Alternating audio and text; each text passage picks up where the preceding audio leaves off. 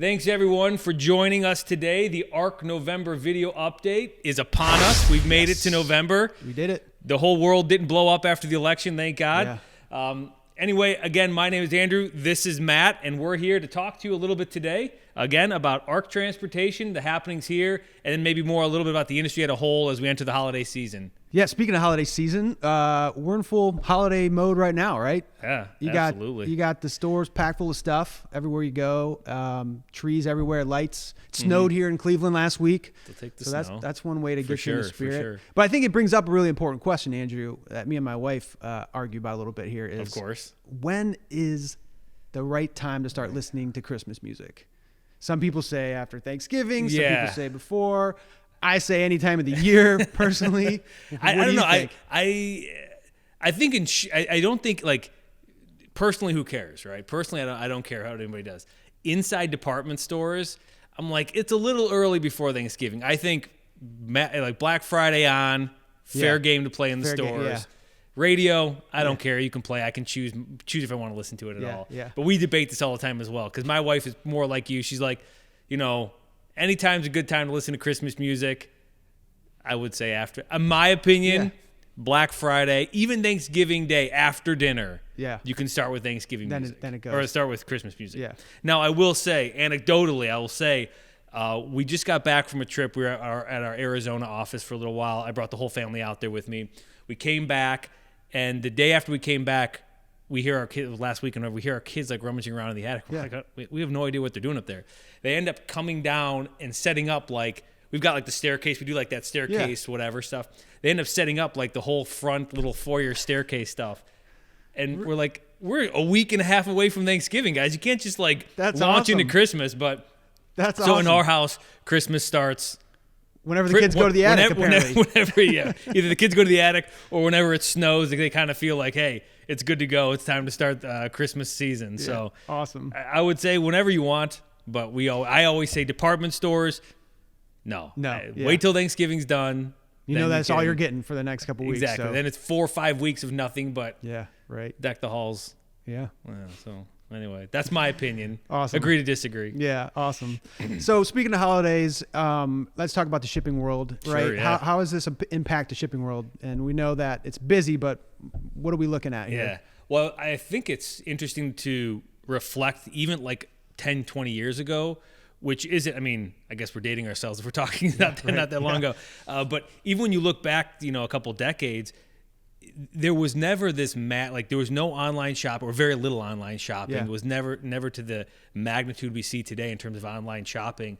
So we've seen a big shift in the way that I think logistics and transportation plays into the holiday season. We already know that up until this point, the last maybe 2 months, 3 months has been the imports coming in for Christmas, all the warehouses getting stocked for Christmas, all the stores getting ready for the holidays, that sort of thing. So we've seen a lot of push into that direction, and that's why if you work inside the logistics space, you've seen the rates continue to climb. But there are so many other economic impacts this year than there hasn't been in the past. We've got kind of this quasi-trade war still going on.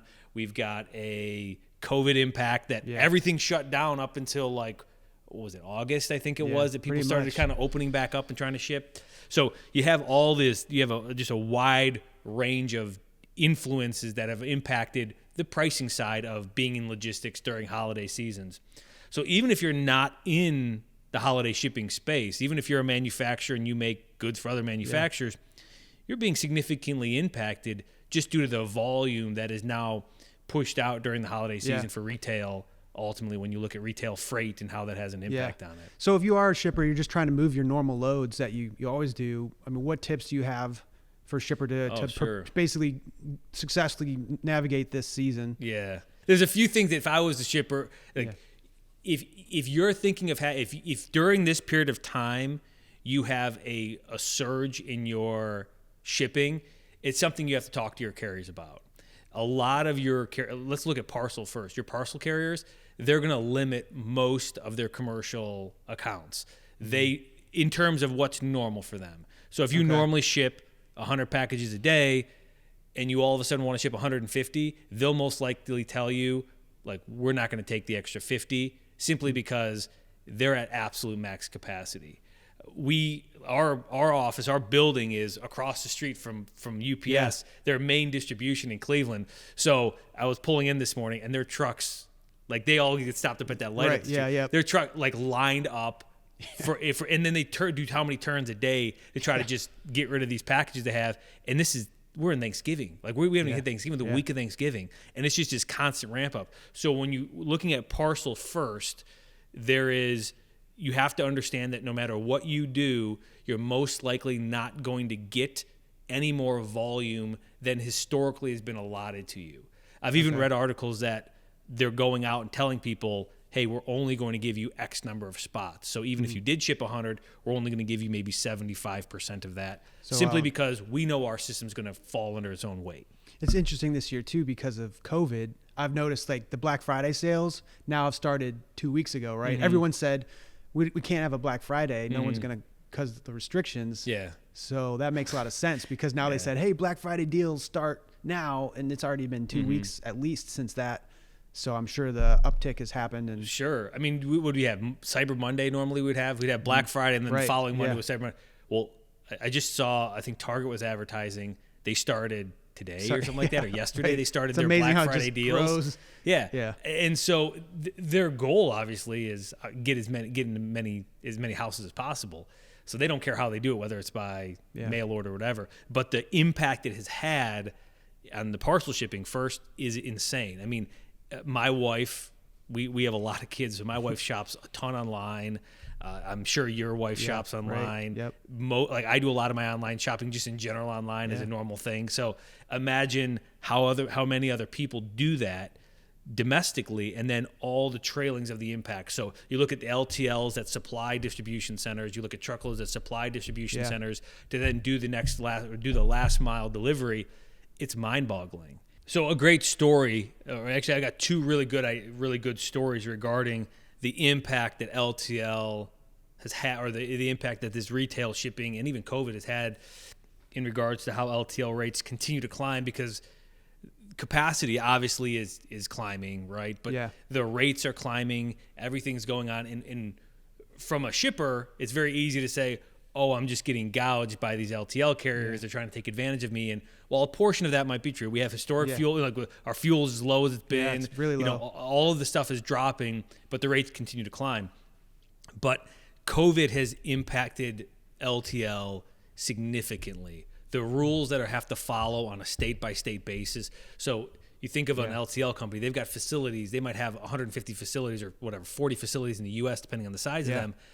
These are every single state, and sometimes cities have different protocols that they have to follow if somebody gets sick, if one of their spouses gets sick, something like that. So when you think about the demand for LTL and at what capacity that an LTL carrier has to operate to be successful. So if your business needs to run at 85 or 90% to make money, and all of a sudden you can't do 85 or 90% and your costs are increasing, it becomes very, very hard to keep rates at the same time without raising them. So it obviously just passes on. But one of the great two interesting stories I heard that kind of really outline LTL in a nutshell is, the first one was an ABF facility out of Tennessee, or somewhere in Tennessee, Alabama, something like that. They literally don't have enough dock workers to move the freight, to transfer trucks, that sort of thing, move trucks in the yard. They were giving them, I think it was up to a $5,000 sign-on bonus.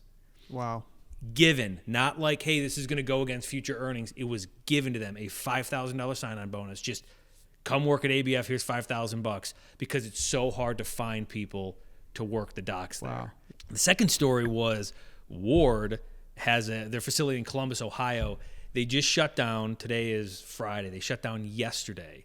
They're supposed to be shut down, I think it's Thursday, Friday, and Saturday they're shutting down, because they have so much freight, but they have nowhere to put it. Like they have no. They literally just said, anybody in our network that's sending stuff to Columbus, which is a big hub, right? Which is a big hub for them. They said, we're not receiving it anymore. Wow. We're shutting it down, because they've had impact where they've lost people for COVID, because when somebody goes out, it's 14 days. It's a long time. It's a long time where you can't just fill someone in. And they're going to try to bring in part-time help and all that stuff. Sure. But still, it's very challenging. Unbelievable challenging. And I'm not saying LTL companies aren't doing their job. In fact, I'm saying what what they have to overcome, I think, is far greater than a lot of us want to give them credit for, simply because they've always had to operate at a very tight margin for us as shippers to benefit from it.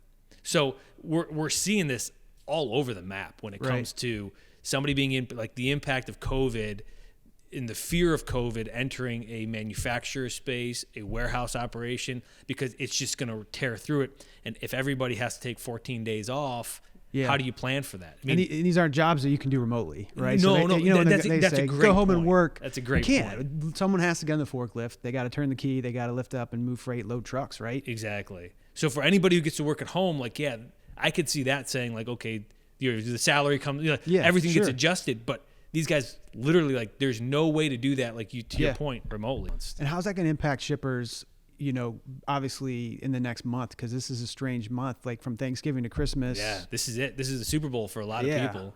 Yeah, right. And so I know carriers put out schedules.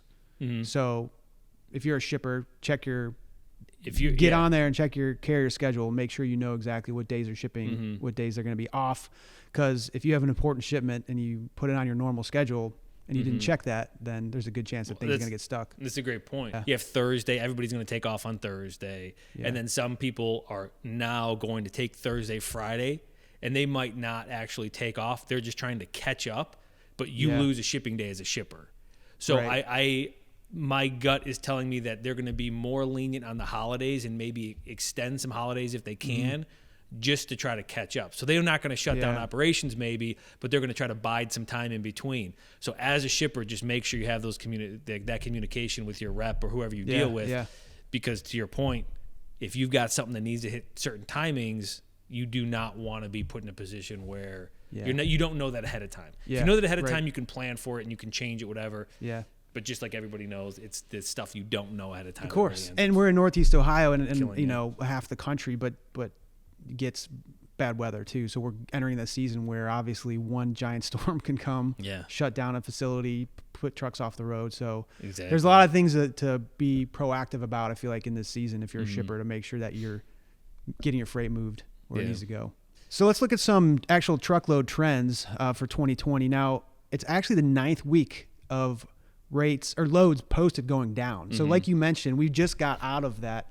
There was a huge push to get the big freight into the ports on the coasts, and then all that stuff gets loaded on trucks spread out across the U.S. So we're actually seeing loads posted declining, but there's actually still a jump in pricing.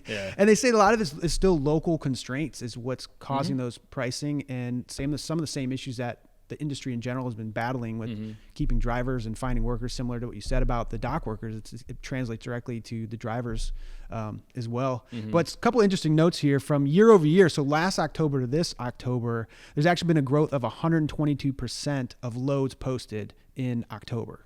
And then if you look at trucks posted, it's been a decline of 17% from last year to this year, again in October. So again, it's showing that there's a lot of shippers trying to move stuff, and there's not as many trucks. The load to truck ratio is gone up 156% from last year to this year. Is that nationwide? 156. 156. And that's dry van only. But that's still huge. So because I would assume like flatbed, that's all going to be worse. That's always worse. It's always So the best case 156%. That's great. And then rates have continued to grow again from last year to this year in October, up 33% in dry van.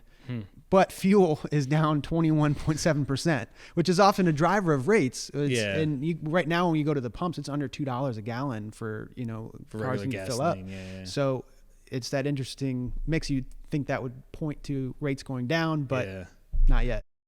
And to wrap up the truckload conversation, the other thing adding to the cost of fuel's down, yes, those type of things, but insurance rates, there's unbelievable number of our articles out there that talk about the impact insurance has had through all these nuclear verdicts that have been handed down from local judges and things, where insurance rates just continue to climb. And we're not talking small amounts. We're talking sometimes going up 80% for a carrier, 100% for a carrier, to where a budget gets destroyed because insurance is updated, which has never been seen before, recently, the last, I think, year or so. So with all that combined, it makes it very challenging for trucks to stay running. So you've seen this decline in trucks and capacity, drivers retiring, all that sort of stuff. and an increase in needing them to be moved because we're a consumer society for the most part. And that insurance is going to keep obviously people from Oh. jumping into the market. Say, hey, I want to drive a truck and make some money. Yeah, and, it really handcuffs them. Yeah. yeah. So let's move into a little bit of international shipping. Just touch base on this really quick. There's obviously a ton of uncertainty, right? We just had an election in the U.S. Still in election, It's still in. right? They're still in, I guess, right? They're If you still wanna certifying, qualify, yeah. And we obviously know how everything is gone down, but the states have to certify their elections to make everything official. Sure. So there's still question marks out there, but because I think the candidates have different ideas on international trade relations, obviously, right?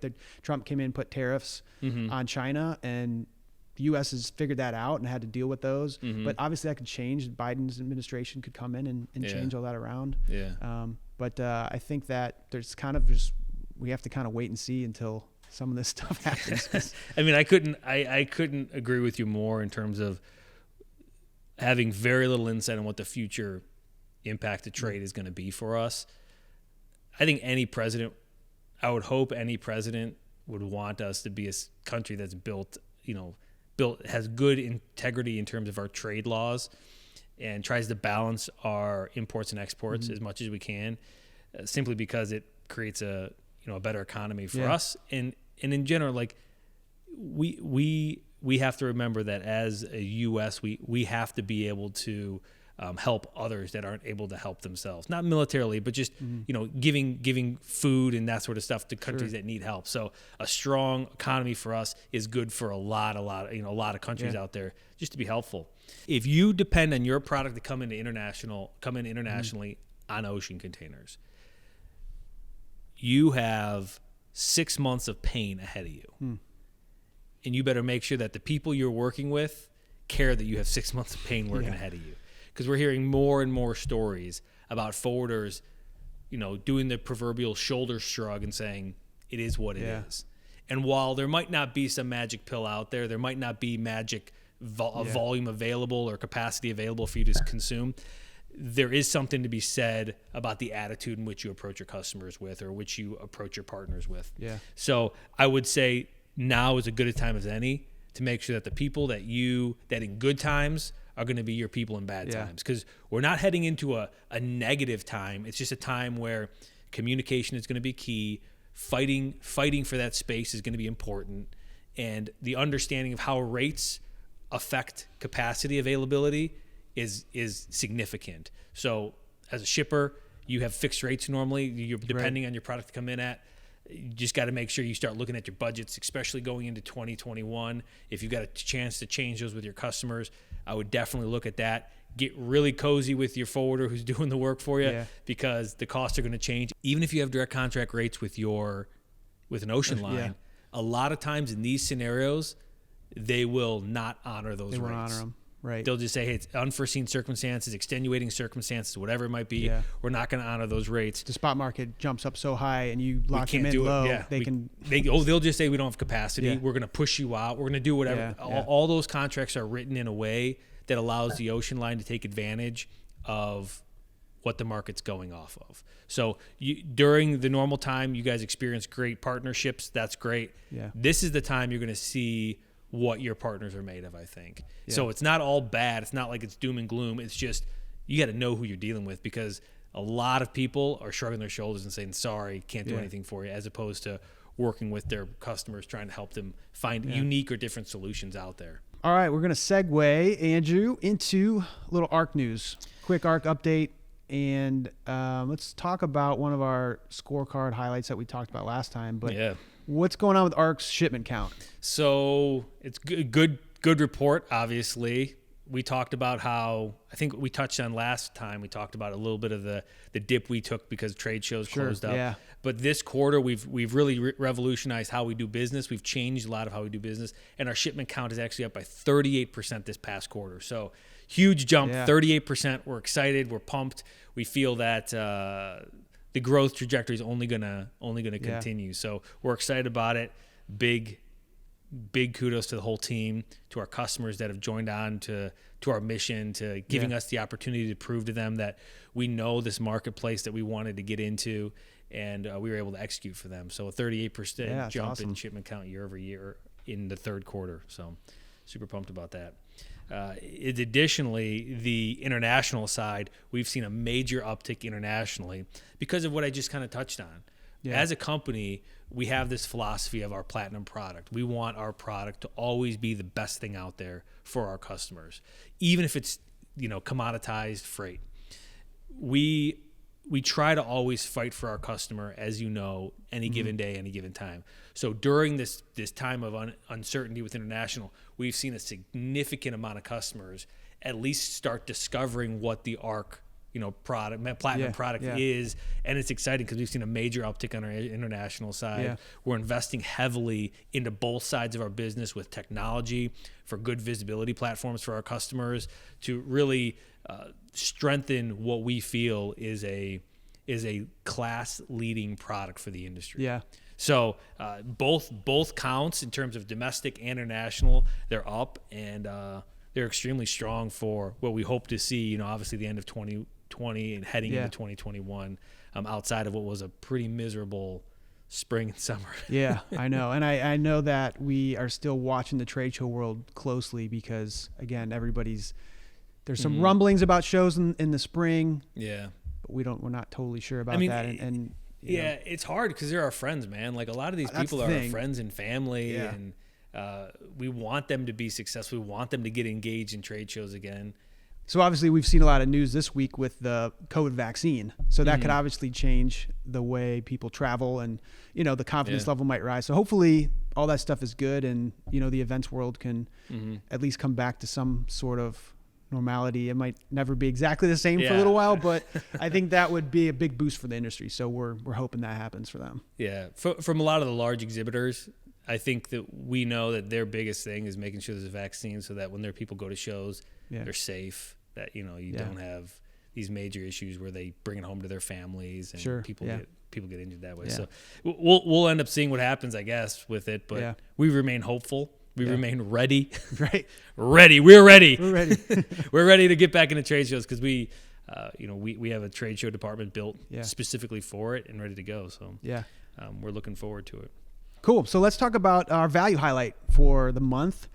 This month, our value highlight is passion. It's actually the first value on our list at ARC. Mm-hmm. And, obviously we just believe that when you come to work and you're passionate about what you do, you naturally approach things differently, right? Then, I have to do this today. But when you like it and you enjoy it and you solve problems and you get energy from that, you do the little things because you just do them. You don't have to think through and someone have to ask you to do them. So ARC's obviously, we really want that at our company, and we strive for all of us to have that passion when we come to work. We ask all of our employees, before they come on board, like, hey, why logistics? Why do you want to be here? So speaking of that, our shout out this month goes to Jeff Sheets. Jeff Sheets. Yeah. Jeff is one of our sales guys, and he really exemplifies ARC's three differences. We've talked about this, but part of ARC's differences, one is we're crazy for the customer, right? We want to just pay attention to the customer. We want to understand them. We want to hear them. And Jeff has had customers where things haven't been very easy, right? In the sense of they had complex problems they needed solved. So there needed to be a lot of communication, and he was able to stay abreast on that stuff, stay in front of the customer. And he also just helped solve those problems and did it in a passionate way. So shout out to you, Jeff. Good job. Yep, great job, Jeff. Yeah. Congrats on that. So that pretty much wraps us up here, Andrew. I got a couple did you knows for you though on this month's update. Let's hear them. What do I not know? So did you know that the tradition of football on Thanksgiving actually began in 1876 versus Yale and Princeton, a game between Yale and Princeton? No. So I knew football was an old game, but I'm like, I knew we had it. I knew we had it a long time. I didn't know it was on Thanksgiving. That's a long time ago. So the first NFL games were played in 1920 on Thanksgiving. Okay, that seems right after the Great Depression. Get out there and play. Yeah, exactly. Get out there and play, guys. Yeah. Abraham Lincoln proclaimed Thanksgiving a national holiday on October 3rd, 1863. And the average number of calories consumed on Thanksgiving. Any guess? I honestly, I don't even know how many calories you're supposed to consume in a day. I don't know how many calories. 4,500 calories. 4,500. So, yeah, calories. I mean, if you ever read what's the average, like you read- 2,500 for? If you read the back of the labels, it always based on 2,000 calories. Okay, so a day, 2,000 which calories. I don't know how they get that number. So basically, what they're saying is like 2.25. So 2.25 times Yeah. the average. Wow. So people are eating on Thanksgiving. Yeesh. That's for sure. So Yeah. all right, guys. Well, that wraps it up for this month. Thanks everybody for watching. We hope you and your families have a great Thanksgiving, and we'll talk again soon. Be safe. Have a happy Thanksgiving.